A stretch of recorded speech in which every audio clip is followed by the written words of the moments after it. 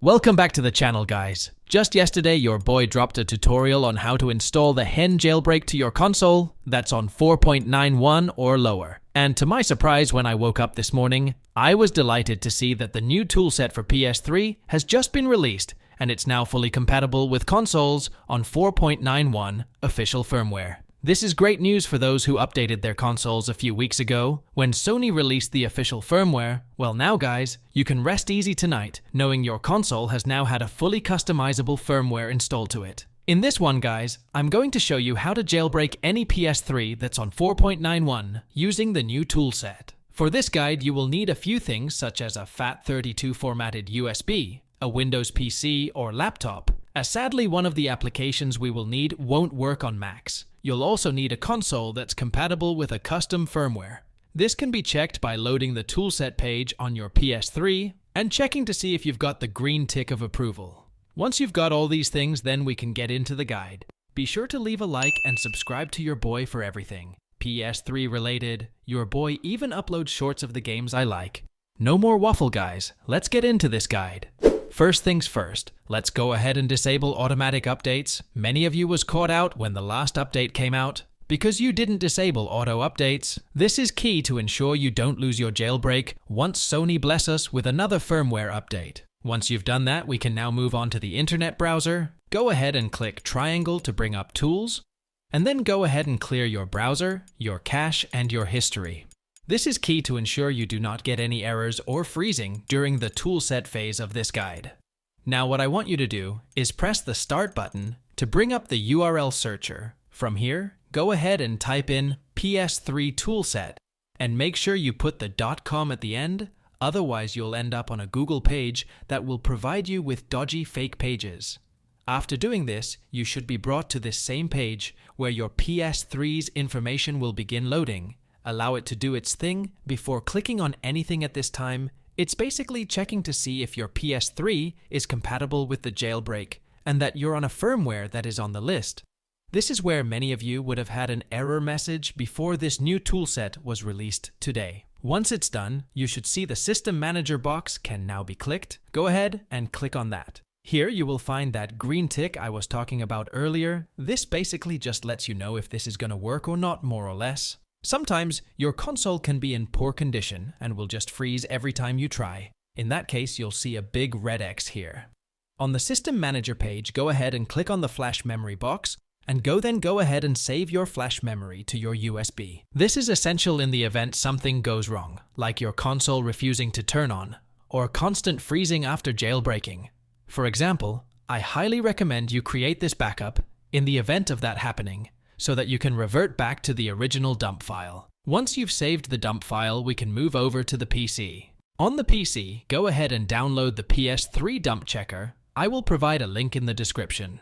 This application will check all the contents of your file to double check that your console won't run into issues during the jailbreaking process. If you do end up getting the error here, then I would recommend restarting the process entirely, or just stop and install the Hen instead, just in case you cause damage to your console. Once you've got it downloaded first, go ahead and extract all the files to your desktop to make it easier to manage, and then create a folder to put it all in. Here you will see a file named Drag and Drop. Simply drag your dump file from your USB stick directly on top of it to start running the program. This will check to see if your PS3 is running fine and has no issues that might cause a problem.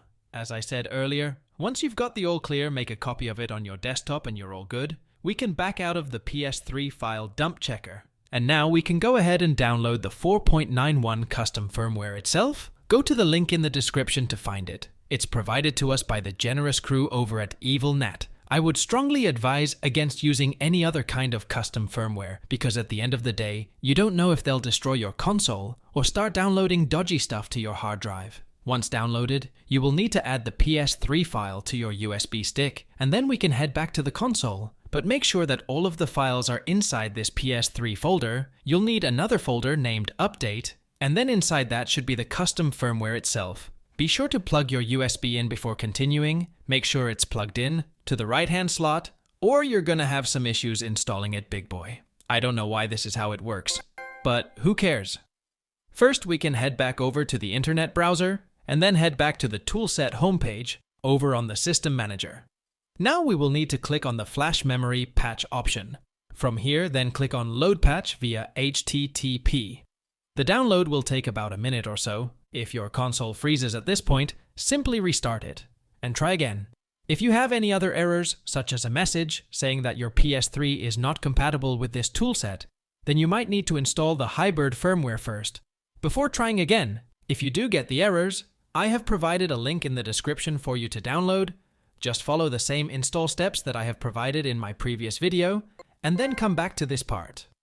Now once it's downloaded, click on Flash Memory Patch again, and then click Apply Loaded Patch. This is the point of no return, guys, as it says it can brick your console if it's not compatible, so be sure to double check that. Once you're ready, click OK, and begin patching your update. This download is going to take about 5 minutes or so. It's very important that you don't disconnect or shut down this page at this point. Once it's complete, we can now shut down the console and restart it. After starting back up, go over to System Update, and then click on Update via Storage Media. Your 4.91 Jailbreak download will now begin. If it doesn't appear here, then you will need to install it via Safe Mode. This can be done by holding the power button down until the console turns back off, then release then button and hold again until you hear the 3 beeps. From here, just head to System Update and the update should start fine. If you get another error, then make sure that your update file name is correct and doesn't have any spelling errors. After about 10 minutes, the download will be done and your console will restart itself. After that, you'll notice you now have the 4.91 up-to-date Evil NAT custom firmware, ready to sign in and use as you please. If you already had a CFW installed, all you need to do is download the update to your USB stick and then update it via storage media or via safe mode if you have issues. Now, if you happen to lose all of your homebrew applications and games, then I will provide a link for the Brewology page where you can go and download all the apps you previously had. The installation process is simple, as it's just a PKG file. All you need to do is copy to a USB stick once downloaded, and then go ahead and open up Package File Manager, click on Install Package Files, and then click Standard. From here you'll see all of your homebrew apps ready to download. If you see 2 of each file, then make sure you download the bottom one, as the other will just give you an error. To install your games back to your HDD, you will first need to download Multiman using the method I just mentioned.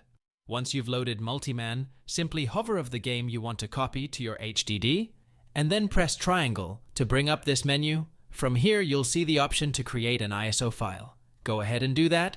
It'll take a fair while depending on the size of the game, so be sure to wait it out. Once it's done, you'll need to click triangle again on the ISO file you just downloaded, and then it should say about creating the ISO file. If you do this, it will copy to your Webman application so that you can launch it whenever you launch your PS3. Webman will also be provided in the description if you don't have it. Be sure to never install any kind of jailbreak while in factory mode, or if you're using certain types of PS3 Slim consoles. Yeah, I know many of you are saying it works with the Slims, but the truth is not all will work. Some will simply freeze when you're installing the jailbreak via the messy storage method, or even in safe mode. I would recommend just trying to pick up one of the other versions of a PS3 if you're interested in installing custom firmwares, or the Hen jailbreak. Guys, I hope you have enjoyed this custom firmware guide for those on 4.91 official firmware. If you have any issues that I didn't cover in this video, please feel free to leave a comment and I will try and get back to you. There is also plenty of people in the comments who are willing to help those who are struggling. One more time, also make sure you disable that auto update again. Just double check that it didn't switch itself back on when you installed that custom firmware. As I've heard this can happen sometimes, you don't want to lose your jailbreak when a new official firmware is released. Cheers guys, be sure to hit the like and subscribe button for more PS3 content. Take care and peace.